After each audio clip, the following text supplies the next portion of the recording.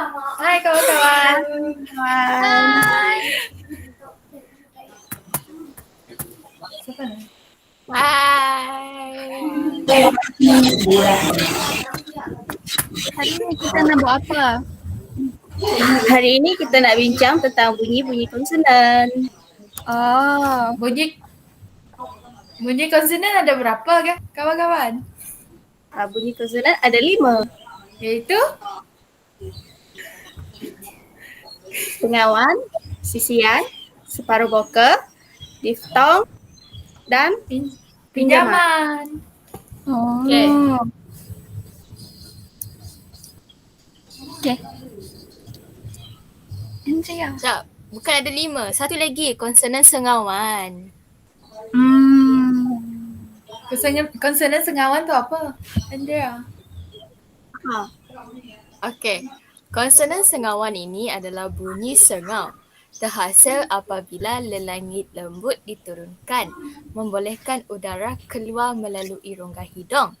Okey, dalam bahasa Melayu, bunyi sengau dihasilkan dengan pita suara bergetar sebab semua bunyi sengawan tu adalah bersuara.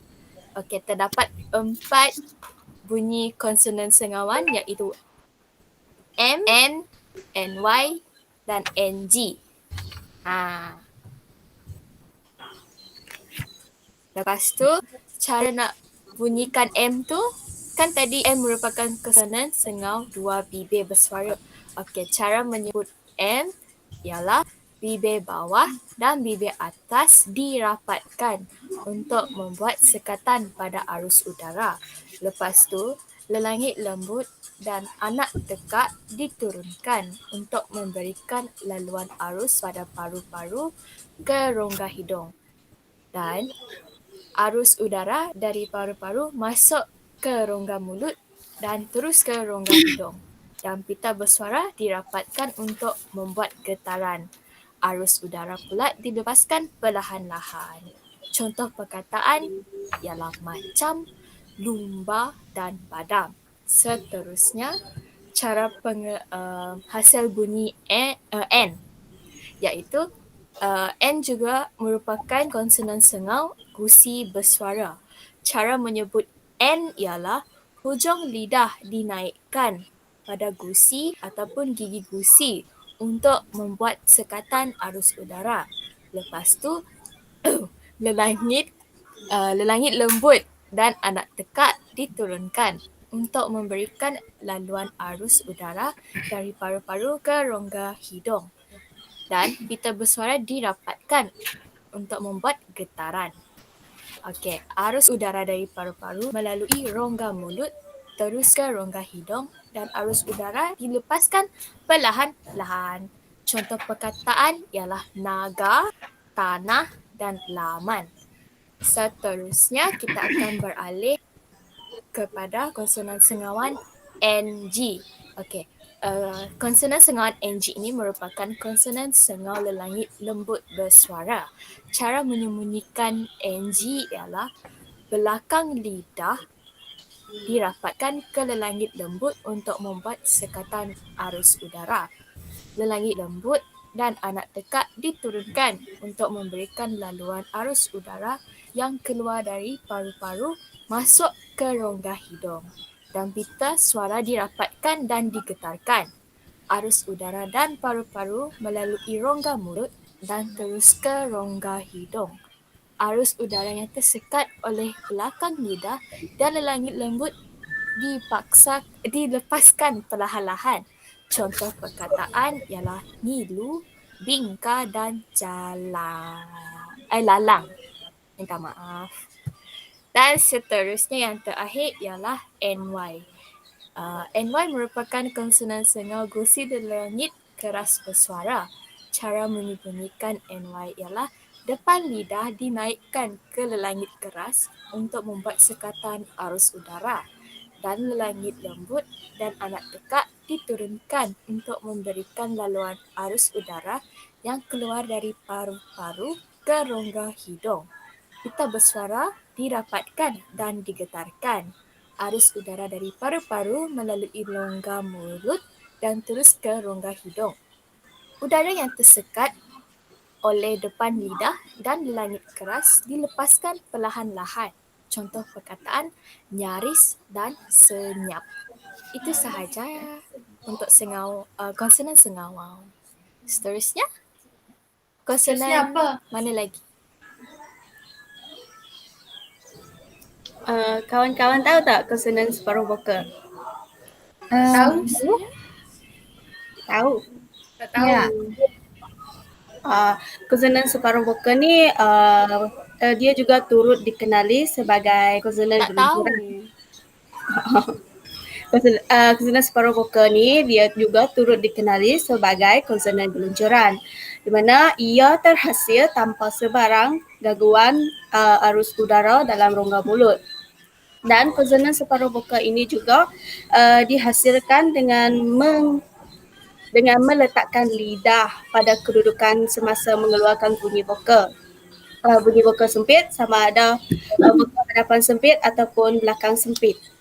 Vokal separuh sempit terdiri daripada dua bunyi, iaitu separuh vokal bunyi W dan separuh vokal bunyi J. Bunyi W ini dikenali sebagai separuh vokal dua bibir bersuara. Cara penghasilan separuh vokal dua bibir bersuara ini di mana belakang lidah dinaikkan ke arah lelangit lembut dan bunyi yang terhasil adalah bunyi U. Tetapi ia bergerak pada vokal yang lain.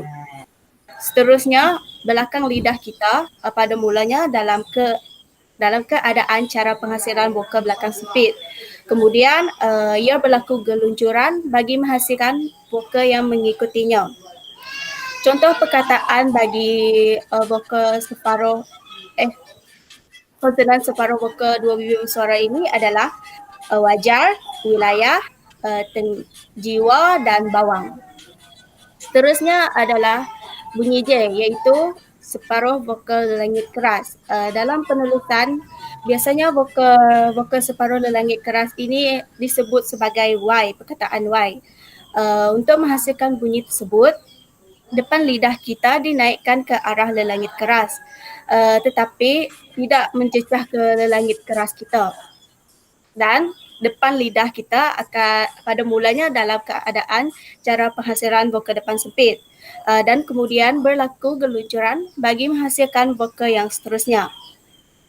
Ketika proses separuh vokal lelangit keras ini, udara dari paru-paru keluar melalui rongga mulut tanpa sekatan atau halangan dan pita suara kita akan bergetar.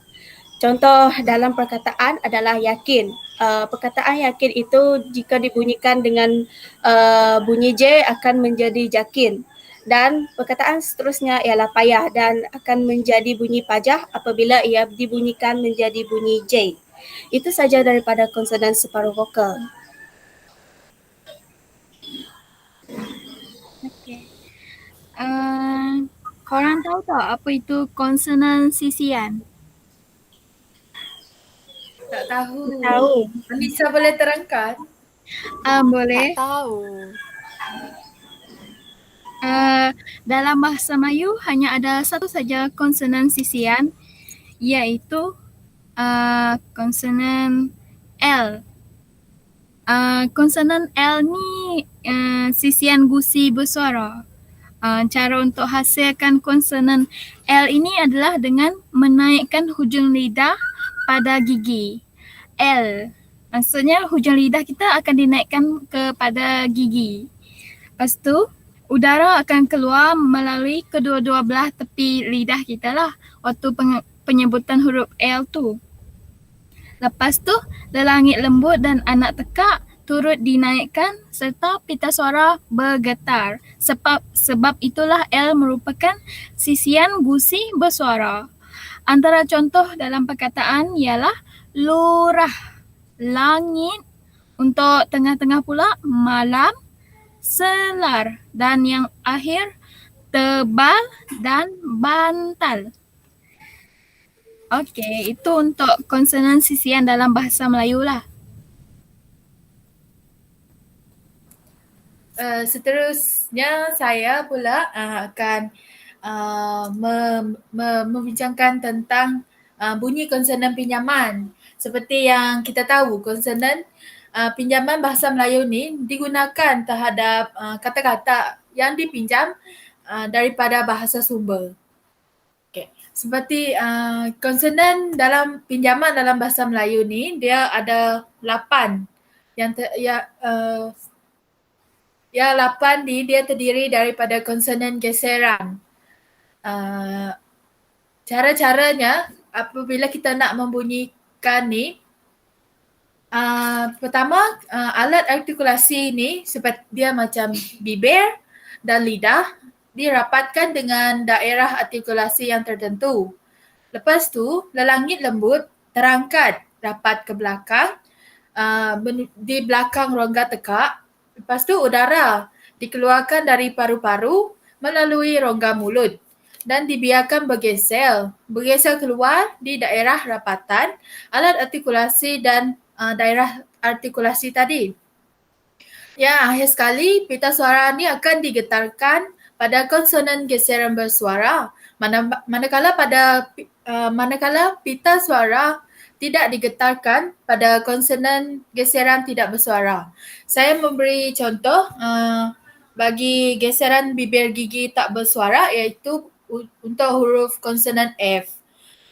Untuk membunyikan huruf konsonan F ni, bibir bawah akan dirapatkan pada gigi atas supaya dapat membuat sempitan. Lepas tu, lelangit lembut akan terangkat rapat ke belakang rongga tekak. Kemudiannya, udara yang dikeluarkan dari paru-paru ni, dia melalui rongga mulut. Biarkan bergeser keluar di daerah rapatan bibir bawah dengan gigi atas tu tadi. Penghasilan ni, geseran bibir gigi tak bersuara ni tidak menggetarkan pita suara. Contohnya, bagi perkataan yang menggunakan konsonan F tu ialah yang awalannya fa'il, yang tengah taufan dan yang akhirnya ialah alaf. Seterusnya, yang kelima adalah diftong. Korang tahu tak diftong tu apa? Sebab kalau konsonan yang lain dia depan dia ada konsonan semua kan, tapi ni diftong je. Tak tahu. Okay. Diftong tu kan dia adalah rentetan dua bunyi vokal yang mempunyai satu puncak, kelantangan dan diucapkan dalam satu hembusan nafas. Maksudnya dia tak ada hentian lah, terus diucapkan dalam satu hembus nafas sahaja. Ada dalam bahasa Melayu ada 3 diftong iaitu I, AI, AU, AU dan OI. OI. Okay, yang pertama adalah I. Cara penghasilan huruf I. Kalau bahasa Iban I. Ialah depan lidah pada mulanya letakkan pada keadaan semasa menghasilkan vokal A. Kemudian kedudukan lidah digeluncurkan ke arah penghasilan vokal depan sempit I. Tetapi tidak setinggi sewaktu membunyikan vokal I. Pada penghasilan diftong AI ini, pita suara bergetar. Maksudnya dia adalah penghasilan bunyi diftong bersuara. Contohnya dalam perkataan ideal. Perkataan AI tu dia tak berhenti. Dia terus disebut ideal tanpa dalam satu hembusan lah untuk diftong AI tu tadi. Seterusnya ialah I sing. Dalam perkataan haiwan juga kita dapat tengok untuk sebutan yang pertama, hai tu dia tak ada hentian. Dia terus haiwan. Wan tu baru dia sambung lagi. Yang seterusnya ialah au, au. Penghasilan au ini adalah dengan depan lidah pada mulanya diletakkan dalam keadaan menghasilkan vokal depan au. Kemudian ia digeluncurkan ke arah penghasilan vokal belakang sempit u kan. Jadi au. Okey, tetapi tidak setinggi suatu penghasilan bunyi vokal u. Maksud dia macam au sajalah. Kalau u tu dia u, lebih tinggi kelantangan dia. Pita suara juga bergetar.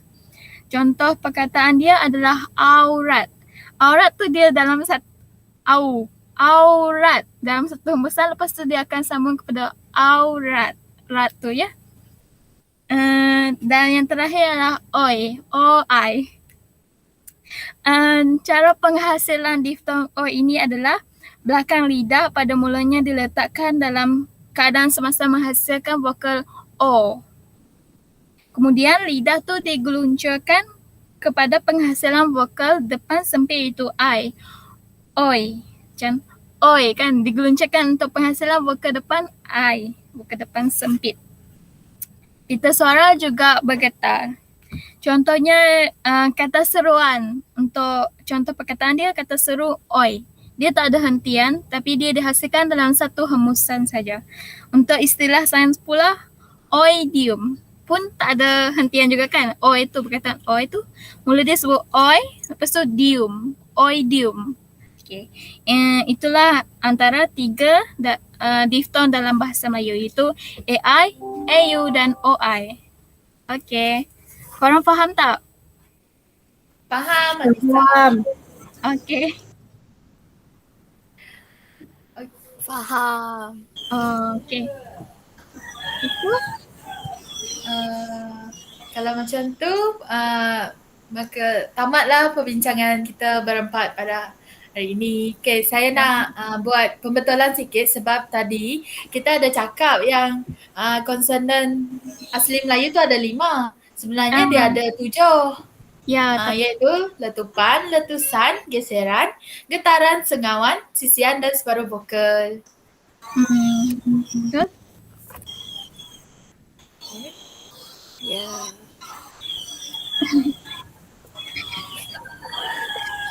Saya nak mengucapkan terima kasih kepada semua kerana telah memberikan keterangan tentang jenis-jenis konsonan dan diftong. Okay. Saya juga nak ucap terima kasih kerana sudi meluangkan masa. Selamat Hari Sarawak. Saya pun Selamat Hari ingin Sarawak. terima kasih. Selamat Hari Sarawak. Selamat Hari Sarawak. Bye. Bye. Stop recording. Bye.